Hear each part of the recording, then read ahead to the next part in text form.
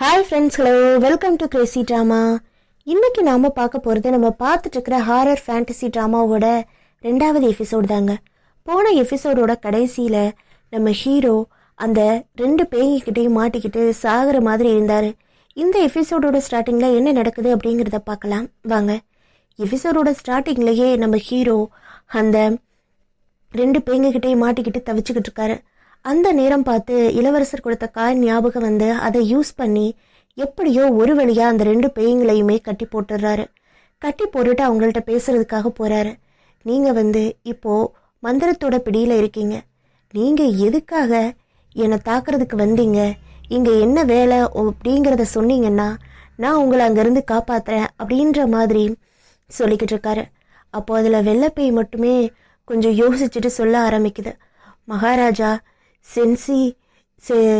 சென்சி சித்தப்பாவை அப்படின்னு சொல்ல ஆரம்பித்தோன்னே அந்த உடனே சிவப்பு பேய் மகாராஜா மட்டும் வெளியில் வந்தார், உன்னை கொன்னுடுவார், பேசாம இரு அப்படின்ற மாதிரி சொன்னோன்னே அதுவும் அமைதியாயிருது. அப்போவும் நம்ம ஹீரோ சொல்கிறான், நீங்கள் எட்டங்கிறத சொன்னீங்கன்னா நான் உங்களுக்கு விடுதலை தரேன் அப்படின்னு சொன்னோன்னே ஒன்றும் தேவை கிடையாது, உன்னை கொல்லாமல் விட மாட்டாங்க அப்படின்ற மாதிரி மட்டும் சொல்லுது. சரின்னு நம்ம ஹீரோவுமே பாவம் பார்த்து அந்த 2 பேர்த்தையுமே அந்த மந்திரக்கட்டிலேருந்து விடுவிச்சு அமுச்சு வச்சிடுறாரு. அதுங்க 2ம் போயிடுது. போனப்புறம் இந்த காமெடி பேய் இருக்கான்ல, அவன் என்ன சொல்கிறான்னா, ஐயோ 2 பொண்ணுங்களையும் போக வச்சிட்டிங்களா, நான் என்னங்க பண்ணுறது, ஒரு பொண்ணையாவது என் கூட பேச வச்சிருக்கலாம்ல அப்படின்ற மாதிரி சொல்லிக்கிட்டு இருக்கான். வளராத, வா என் கூட அப்படின்ற மாதிரி கூட்டிகிட்டு அவனோட அப்பார்ட்மெண்ட்டுக்கு கூட்டிகிட்டு போகிறாரு. அங்கே வந்தா அந்த காமெடி பேய் என்னடான்னா தாத்தாவை பார்த்துட்டு, இவர் என்ன இங்கே நிற்கிறாரு, இவர் கண்ணுக்கு நான் தெரியறா அப்படின்ற மாதிரி கையை மேலே இங்கேயும் ஆட்டி காட்டிக்கிட்டு இருக்கான். டே பேசாமல் இருறா, தெரியற அப்படின்னு சொன்னோன்னே நம்ம ஹீரோவும் அவன் இங்கே தான் தங்க போகிறான் அப்படின்ற மாதிரி சொல்லிட்டு அவனுக்கு ஒரு வீட்டை காமிச்சு விடுங்க அப்படின்னு சொல்லிட்டு போயிடுறான். சரியான ஹீரோ உடம்புலேருந்து அப்படியே வெறும் புகையாக வந்துக்கிட்டு இருக்கு. என்னடா இது வெறும் புகையாக வருதே அப்படின்ற மாதிரி பார்த்தா இவனும் வேகமாக வர்றான். பார்த்தா நம்ம ஹீரோயின் வெளியில் ரூமுக்கு வெளியில் உட்காந்துக்கிட்டு இருக்கான். நம்ம ஹீரோயின் வேகமாக உள்ளே தாமரை விதை இருக்குல்ல, அந்த தாமரை விதையை அள்ளி அள்ளி சாப்பிட்றான். அதுக்கப்புறம் அவங்க ஒரு பாட் மாதிரி வச்சுருக்கான், அதுக்குள்ளே வெறும் தாமரை பூவாக பூத்துருக்கு. உள்ளே இருந்து அந்த தாமரை பூவோட தண்டு இருக்குது, அதை எடுத்து கட் பண்ணி அந்த எரியிற இடத்துல அப்படியே வைக்கிறான். அந்த பக்கம் பார்த்தா அந்த சிலையிலேருந்து புகை வந்துக்கிட்டு இருக்கு. ஹீரோயின் இது எல்லாத்தையுமே நின்று ஒரு ஆச்சரியமாக பார்த்துக்கிட்டு இருக்கா. என்னடா நடக்குது இங்கே அப்படிங்கிற மாதிரி. நம்ம ஹீரோவும் அப்படியே போய் மயங்கி கீழே சரிஞ்சவன் தான். அதுக்கப்புறம் அந்த சிலை எரியறதை தான் நமக்கு காட்டுறாங்க. அதுக்கப்புறம் எந்திரிச்சு உட்காந்து சிகரெட் பிடிச்சிக்கிட்டு இருக்கான். சிகரெட் பிடிச்சிக்கிட்டு இருக்கான்னா அவன் கனவுல, அதாவது சிகரெட் பிடிக்கவே விட மாட்டாரு அந்த இளவரசன். கனவுல அந்த இளவரசர் பேசுறாரு. அந்த பேய்ங்க சொன்னது உனக்கு தெரியுதா அப்படின்ற மாதிரி. இளவரசர் எப்போவுமே லாலிபப் சாப்பிட்டுக்கிட்டே தான் இருப்பார். அப்போது அந்த பேய்ங்க என்ன சொல்லுச்சுன்னா, மகாராஜா திரும்பி வரப்போகிறாரு அப்படிங்கிற மாதிரி தான் சொல்கிறாங்க. அரக்க ராஜா திரும்பி இங்கே வர்றதுக்கு பார்க்குறாரு. அவர் இளவரசனோட தூதனான உன்னை அழிக்கிறதுக்கு ரொம்பவே ட்ரை பண்ணுவார் அப்படின்னு சொன்னோன்னே இவனுக்கு, நான் எப்படி அதெல்லாம் பண்ண போகிறேன் அப்படின்ற மாதிரி இருக்கு. ஏன் உனக்கு என்ன பயமா அப்படின்னு சொல்லி மிரட்டி விட்டு போயிடாரு. அதோட இவனும் தூக்கம் கலைஞ்சு எந்திரிச்சிடறான். எந்திரிச்சு உட்காந்து சாப்பிட்டுக்கிட்டு இருக்கா. நம்ம ஹீரோயினுமே கேட்குறான், என்னாச்சு அப்படின்னு கேட்டோன்னே இவனும் சொல்கிறான், அதாவது அந்த பொட்டடங்கள் எல்லாமே உங்கள் அப்பாவை டார்கெட் பண்ணி வச்சது கிடையாது, உங்கள் அப்பா கூட பழகிற பொண்ணை டார்கெட் பண்ணி உங்கள் அம்மா வச்சது அப்படின்னு சொன்னோன்னே நானும் எங்கள் அம்மாட்ட பேசினேன். அவங்க போய் ஹெல்த் தான் கேட்டாங்களாம், அவர் என்ன பண்ணாருங்கிறத அவங்களுக்கு தெரியாதான் அப்படின்ற மாதிரி சொல்கிறான். சரின்னு இந்த சைடு அந்த காமெடி பேயை கூட்டிகிட்டு ஒரு அப்பார்ட்மெண்ட்டை தாத்தா காமிச்சிக்கிட்டு இருக்காரு. இந்த அப்பார்ட்மெண்ட்டை நீ எடுத்துக்கோ அப்படின்னு சொன்னோன்னே, வா சூப்பராக இருக்கே அப்படின்னு சொல்லிட்டு, இங்கே நான் இந்த டேபிளில் வச்சுப்பேன், இங்கே என் கம்ப்யூட்டர் டேபிளை வச்சுக்கலாம், இங்கே நான் என் பெட்டு போட்டுக்கலாம் அப்படின்ற மாதிரி சுற்றி சுற்றி பார்த்துக்கிட்டு இருக்கான். இந்த சைடு ஹீரோயின் என்னடானா ஹீரோவை விட்டு போகிற மாதிரியே தெரியல, அவனையே சுற்றி சுற்றி வந்துக்கிட்டு இருக்கான். சரின்னு இன்னொரு பக்கம் அவங்க 2 பேரும் இந்த காமெடி பேய் என்ன செய்யுது அப்படின்னு சொல்லி பார்க்கலாம் அப்படின்னு பார்த்தா அவன் தாத்தாட்ட உட்காந்து புலம்பிக்கிட்டு இருக்கான். எனக்கு அது வாங்கணும் இது வாங்கணும் அப்படி.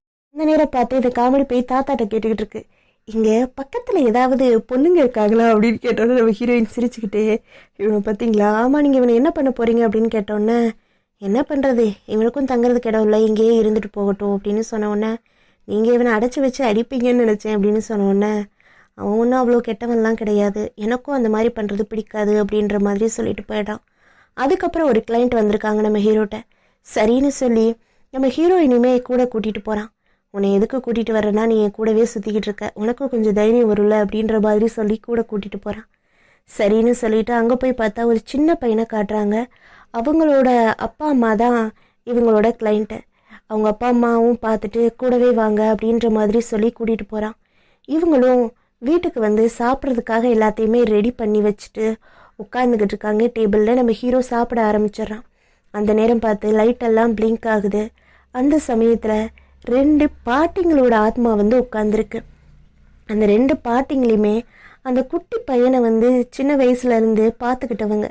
அதாவது அந்த குட்டி பையனோட 2 பாட்டிங்க, இவங்களோட அம்மா அவங்களோட அம்மா, அந்த மாதிரி இவங்க தான் சின்ன வயசுலேருந்து எல்லாமே பார்த்துக்கிட்டு இருந்திருப்பாங்க. என் பேரன் உன் பேரன் அப்படின்ற மாதிரி. இப்போ என்னடானா செத்து போனதுக்கப்புறமும் இதே மாதிரி பண்ண ஆரம்பிச்சிட்டாங்க. எப்படி நீ பார்த்துக்கணுமா நான் பார்த்துக்கணுமா, நீ பார்த்துக்கணுமா நான் பார்த்துக்கணுமான்னு சண்டை போடுவாங்க பார்த்தீங்களா, அதே மாதிரி சண்டை போடுறாங்க. உயிரோடு இருக்கும்போதாவது ஆள் தெரிவாங்க, செத்து போனதுக்கப்புறம் ஏதாச்சும் ஒரு அவன் படிக்க உட்காந்தாங்கன்னா போய் புக்ஸ் எடுத்து நீ சொல்லிக் கொடு நான் சொல்லிக் கொடு, இது ரைட்டு அது தப்புன்னு சண்டை போடுறது. அந்த பையனுக்கும் ரொம்ப இரிட்டேட் ஆகிடும். இவங்க எல்லாருமே ரொம்ப பயந்துருவாங்க. மாறி மாறி இப்போயும் வந்து அவங்களுக்குள்ளே சண்டை போட்டுக்கிட்டு இருக்காங்க. நீ இது சாப்பிடக்கூடாது, அவனுக்கு அது கொடுக்கக்கூடாது, நாங்கள் தான் அவனை பார்த்துக்குவோம் செய்வோம் அப்படின்னு சொல்லிட்டு. அப்போ நம்ம ஹீரோவும் சொல்லி பார்க்குறான், நீங்கள் இவங்களுக்கு இருக்கிறது ரொம்பவே டிஸ்டர்பன்ஸாக இருக்குன்னு சொல்ல முடியாது, நீங்கள் இறந்ததுக்கப்புறம் உங்களோட வேலையை பார்த்துட்டு போகிறதா உங்களுக்கு நல்லது அப்படின்னு சொன்னோன்னே, நாங்கள் எப்படி எங்கள் பேரனை விட்டு போக முடியும் அப்படின்னு சொல்லி திரும்பியும் சண்டை போடுறாங்க. அப்போ நம்ம ஹீரோயினும் வந்து சொல்லி பார்க்குறா, கேட்கல. கடைசியாக அந்த குடும்பத்தில் உள்ளவங்களே தெளிவாக சொல்லிடுறாங்க, நீங்கள் இவனை பார்த்துக்கிட்டது என்னமோ உண்மைதான், ஆனால் இப்போ இறந்து போனதுக்கப்புறம் எங்களையே சுற்றி சுற்றி வர்றது, எங்களுக்கு நிம்மதி இல்லாமல் வாழ முடியல அப்படின்னு சொன்னோன்னே அந்த பாட்டிங்களும் பார்த்துட்டு ரொம்பவே இது பண்ணி போகிற மாதிரி போயிடுறாங்க. அப்போ நம்ம ஹீரோவும் சரி நாங்கள் கிளம்புறோன்னு சொல்லிட்டு வந்து பார்த்தா, இங்கே அவனை பிடிச்சி வழியில் மொத்தமாக மறைச்சி பயமுறுத்தி, நீங்கள் என்னை எங்கள் பேரண்ட் இருந்து எங்களை பிரிக்கிறதுக்கு பார்த்துட்டீங்க, நான் உங்களை சும்மா விட மாட்டேன் அப்படின்ற மாதிரி சொல்லி அவங்க 2 பேரையுமே இது பண்ணுறதுக்கு நடுவில் நிற்க வச்சு இவங்க தாக்குறதுக்கு வர்றாங்க. வேறு வழி இல்லைன்னு நம்ம ஹீரோவுமே காயினை யூஸ் பண்ண ஆரம்பிச்சிடறான். காயினை யூஸ் பண்ண ஆரம்பிச்சோன்னு அவங்களும் பிடிபட்டு போயிடுறாங்க.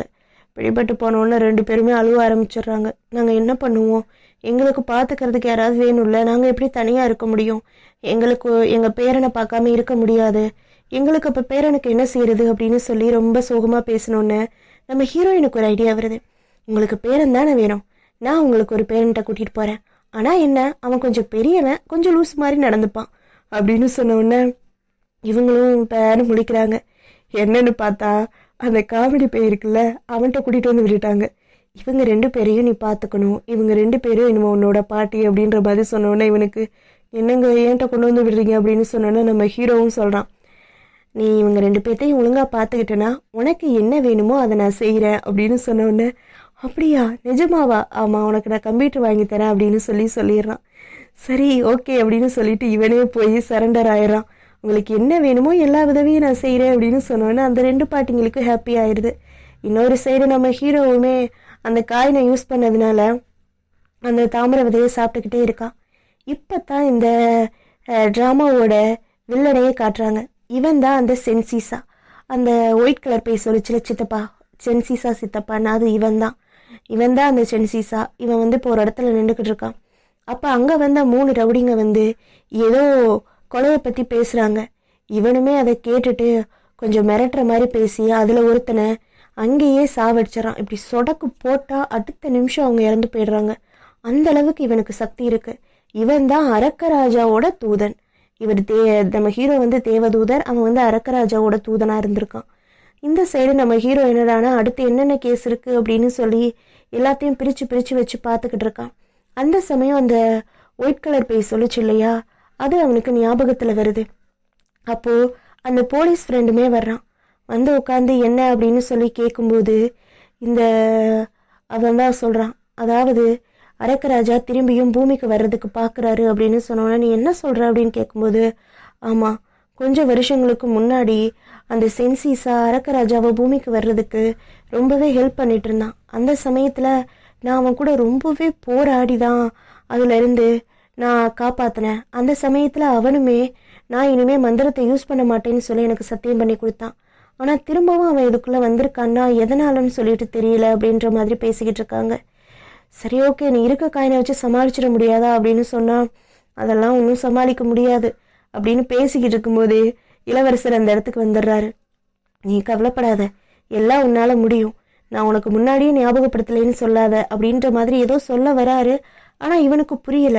அங்கே உட்கார்ந்துருக்கிற அந்த போலீஸ்காரனுக்குமே எதுவும் புரியல. அங்கே யார் இருக்கா அப்படின்னு கேட்டோன்னே இளவரசர் தான் இருக்காரு அப்படின்னு சொன்னோன்னே, ஓ இங்கே இருக்காரா, சரி ஓகே அப்போ நான் கிளம்புறேன் அப்படின்னு சொன்னோன்னே, இல்லை இல்லை இரு அப்படின்னு சொல்லிட்டு இளவரசர்கிட்ட போய் என்ன சொல்கிறான்னா, என்னால் முடியாது, விட்டுருங்க, திரும்பியும் நான் அவன் கூட சண்டை போட்டு சமாளிக்க முடியாது, வேணும்னா இவனை உங்களோட தூதரை எடுத்துக்கோங்கன்னு இளவரசரை பார்த்து போலீஸை பார்த்து கை காட்டுறான். உடனே அவன் என்னடானா, அவனையா, இல்லை இல்லை நான் இவரை கும்பிட்றவர் இல்லை அப்படின்னு சொன்னோன்னே அதுக்கு இளவரசனும் சொல்கிறான், ஆமாம் அவன் என்னை நம்பாதவன், அவன் கும்பிட்ற கடவுள் வேற, ஸோ அதனால அவருக்கு அவன் என்னோட தூதனா இருக்க முடியாது அப்படின்ற மாதிரி சொல்லிட்டு அவரும் கிளம்பி போயிடுறாரு. சரின்னு இந்த பக்கம் இப்போத்தான் ஒரு புது கேரக்டரை காட்டுறாங்க. இவன் யாருன்னா தேவருக்காவது ஒரே ஒரு தூதன் தான். ஆனால் இவன் நரகத்தோட ராஜா இருக்கான் இல்லையா, அவனோட அந்த தூதனோட தூதன். ஆனால் இவனுக்கு தான் அதிகமான சக்திகள் இருக்கு. இவன் நிறைய வித்தைகளை கற்றுக்கிட்டு எல்லாமே பண்ணினவன். சொல்லப்போனால் இவன் தான் அந்த ஒயிட் கலர் அந்த ரெட் கலர் ஆத்மா இருக்குது பார்த்தீங்களா, அதை ஏவி விட்டவனே இவன் தான். இப்போ அந்த ரெண்டுமே மந்திரக்கட்டை நீக்கிட்டு இங்கே வந்துருச்சு. இவன் ரெண்டுமே இவனை தாக்க வந்தோடனே புரிஞ்சுக்கிட்டான். ஓ உங்கள் மந்திரக்கட்டு நீங்கிருச்சா அப்படின்னு சொல்லிட்டு இவங்கள்ட்ட பேசுகிறான். ஸோ போன வேலை என்ன ஆச்சு அப்படின்னு சொல்லி கேட்கும்போது அவங்களும் சொல்கிறாங்க. அப்போ இவன் மேலே கோவப்பட்டு வரும்போது, சரி ஓகே விடுங்க, உங்கள் சித்தப்பாவுக்காக தானே நீங்கள் இதை பண்ணீங்க, நீங்கள் இதை பண்ணி முடிக்கலைன்னா உங்கள் சித்தப்பாவுக்கு என்ன நடக்கும் அப்படிங்கிறது தெரியும் அப்படின்ற மாதிரி சொல்லி மிரட்டிக்கிட்டு இருக்கான். அந்த சமயத்தில் அந்த ஒயிட் கலர் பேய் ரொம்பவே ஆத்திரத்தில் இவனை தாக்குறதுக்கு வரும்போது அவன் கையில் ஒரு ஆயுதம் மாதிரி வச்சுருக்கான். அதை வச்சு குத்தி மொத்தமாகவே அந்த பேயோட சோழியை முடிச்சிட்றான். அவளை இது பண்ண உடனே அந்த ரெட் கலர் பேயும் அதே மாதிரி பண்ணுறதுக்கு வருது. இவன் திரும்பவும் அந்த பேயோட காதில் ஏதோ மந்திரத்தை சொல்லி இவனோட வசப்படுத்திடுறான் அந்த பேயை. திரும்பவும் இது அவனோட வசப்பாட்டில் போயிடுது. திரும்ப ஏதோ ஒரு வேலையை கொடுத்து அனுப்பிச்சு வைக்கிறான். இந்த சைடு அந்த சென்சிஸா அப்படிங்கிறவனை காட்டுறாங்க. அவன் ஒரு இடத்துக்கு போகிறான். ஒரு கிளப்பு மாதிரி இருக்கு. அந்த இடத்துல போய் ஒருத்தவங்க கூட ஏதோ பேசுறதுக்காக போனவன் அடுத்த நிமிஷம் அங்கே கிளப்புக்கு போன இடத்துல அவன் பேச்சுவார்த்தை நடந்துக்கிட்டே இருக்கும்போது ஒவ்வொருத்தனையா அடிக்க ஆரம்பிச்சிட்றான். என்ன செஞ்சானே தெரில, அவனுங்களா போய் செத்துக்கிட்டு இருக்கானுங்க. என்னடா இது நடக்குதுன்னு அங்கே சிசிடிவியில் எதுவுமே மாட்டலை. அந்த லெவலுக்கு மொத்த பேரையுமே போட்டு தள்ளிட்டான். இந்த சைடு இந்த ரெண்டாவது தூதன் இருக்கான் இல்லையா, அவன் ஒரு புகை மாதிரி வாயில இருந்து விடுறான். அதுல இருந்து அரக்க ராஜா பேசுறாரு.